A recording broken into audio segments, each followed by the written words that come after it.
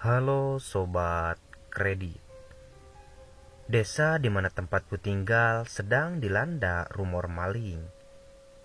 Malam hari menjadi sangat rawan karena pada jam segitulah biasanya maling beroperasi. Anehnya, maling tersebut selalu menjarah rumah yang saling berdekatan.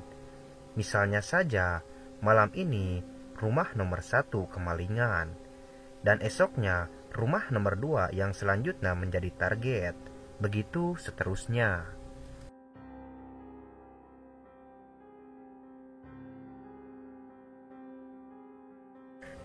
Namun di sini aku bukan bercerita tentang aksi maling tersebut, tapi aku akan bercerita bagaimana peristiwa yang menimpaku dan teman-temanku yang saat itu mendapat tugas ronda malam untuk mengamankan desa dari teror maling tersebut. Namun sialnya, kami mendapatkan tugas ronda itu tepat malam Jumat Kliwon. Saat itu desa masih minim penerangan, maka tak heran jika aku dan teman-temanku sudah biasa main di tempat gelap, hingga kami menganggap itu hal biasa. Tapi tidak setelah peristiwa ini.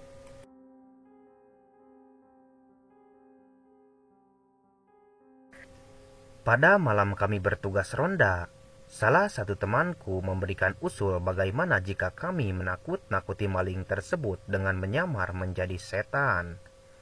Kami pun menyetujuinya. Dengan bermodalkan spray putih dan tali rapia, kami pun memilih setan pocong sebagai penyamarannya.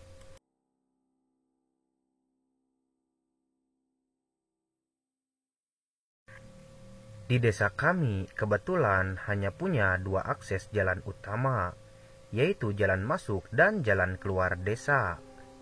Aku dan teman-teman sepakat bahwa tidak mungkin si maling tersebut menerobos 2 jalan tersebut, karena tak mungkin ia berani masuk lewat jalan yang terbuka macam itu. Lalu, kami putuskan untuk menunggu maling tersebut di area pesawahan. Hari Kamis, tepat malam Jumat Kliwon, aku dan teman-teman sedang berada di tempat yang gelap di antara tumbuhan padi.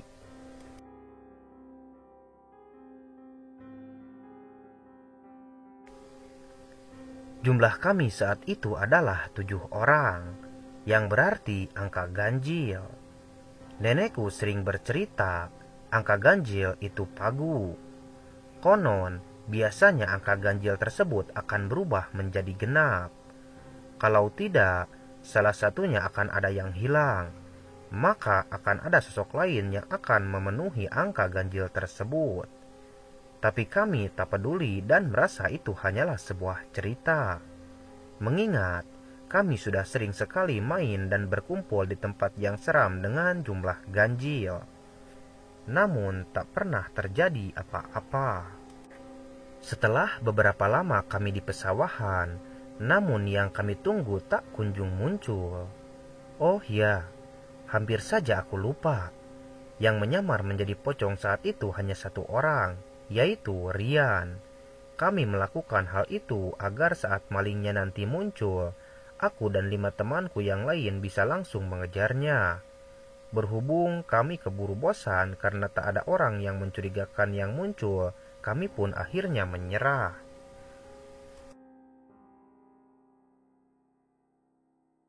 Namun, tepat di saat itu juga, Rian dengan dandan pocongnya mendadak tergagap. Dia bilang kalau ia baru saja melihat sesuatu di atas langit. Kami terhenyak dan serentak mendongkak ke arah yang ia tunjuk. Hingga aku sadar bahwa kini bulu kuduku berdiri. Teman-temanku yang lain memandang ngeri melihat objek di atas sana.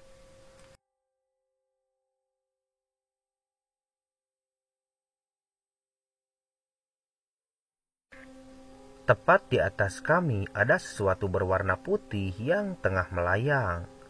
Aku sempat berpikir bahwa itu hanyalah plastik yang terbang tersapu angin. Tapi seramnya benda tersebut tidak bergerak sedikit pun. Padahal angin sedang berhembus dengan kencang. Aku berharap itu adalah sesuatu lain yang bukan sosok menakutkan yang sempat melintas di pikiranku. tapi bentuknya yang lonjong dan tinggi dengan bagian atas dan bawah yang terikat, tak mampu kuelakkan. Memang sosok itu terlihat jauh di atas sana, tapi 200% aku yakin bentuknya memang seperti itu.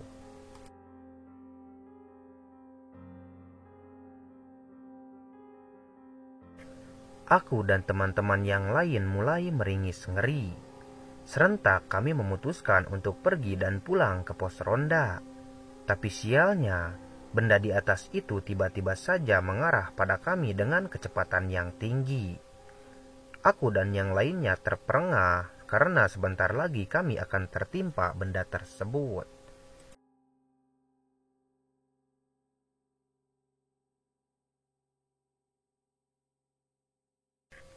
Tidak lama kemudian, benda menyeramkan itu jatuh tepat di atas kami berpijak.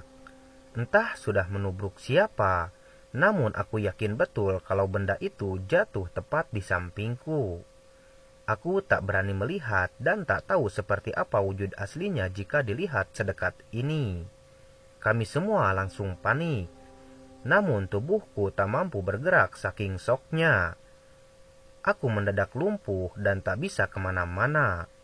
Tapi untungnya salah satu temanku yang saat itu mampu bergerak langsung meraih tanganku, membuat persendian tubuhku kembali normal. Aku pun akhirnya melakukan hal yang sama pada salah seorang teman yang ada di dekatku, untuk membantunya berdiri dan berlari.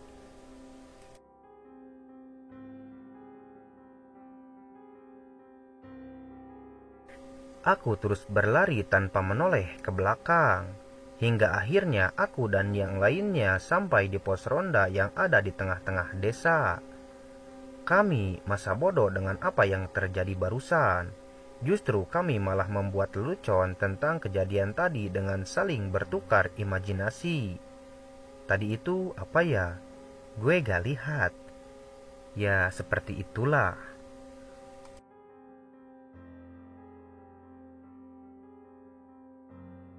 Namun kami mendadak bisu, merasakan ada sesuatu yang janggal di pos ronda ini.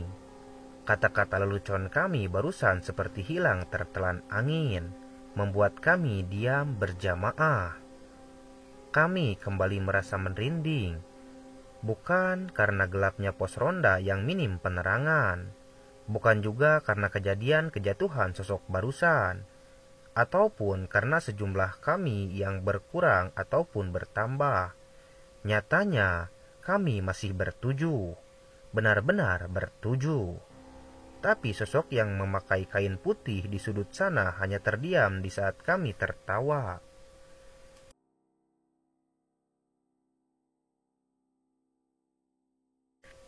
Penerangan yang minim membuat kami tak sadar.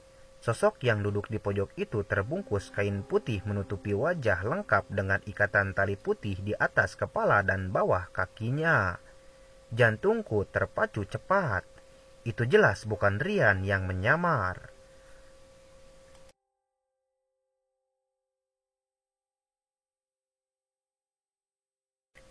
Dengan perasaan yang takut, akhirnya kami bertujuh berencana untuk melihat dengan jelas apa sosok yang berada di pojokan itu.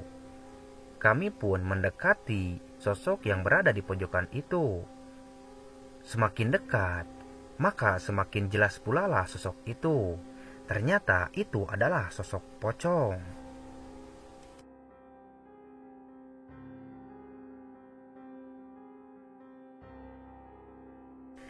Karena kami saking takutnya, kami pun lari berhamburan kalang kabut menyelamatkan diri ke rumah masing-masing.